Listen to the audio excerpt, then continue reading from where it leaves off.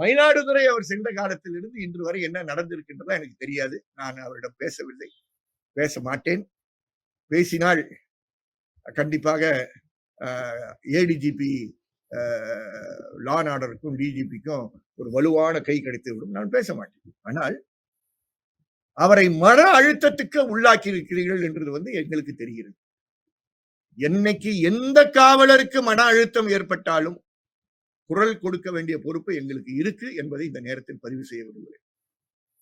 காவலர்களுக்கு மன அழுத்தம் அதிகமாக ஏற்படுகின்ற காரணத்தினால்தான் சாத்தான்குளம் வழக்கு நடக்கும் பொழுது உயர் நீதிமன்றத்தில் ஜஸ்டிஸ் பி என் பிரகாஷ் பெஞ்சில் அந்த மன அழுத்தம் சார்ந்த மென்டல் வெல்னஸ் புரோகிராம் நடத்த வேண்டும். அந்த மென்டல் வெல்னஸ் புரோகிராமுக்கு தமிழக அரசு நிதி ஒதுக்கீடு செய்ய வேண்டும். அது நிம்ஹான்ஸும் மதுரையில் இருக்கக்கூடிய செல்லமுத்து ட்ரஸ்ட் அவர்களும் இணைந்து அதை கொண்டு செல்ல வேண்டும் என்ற நிலைப்பாடுகள் எல்லாம் நீதிமன்றத்தில் பேசியவர்கள் நாங்கள் என்று குறிப்பிட விரும்புகிறேன்.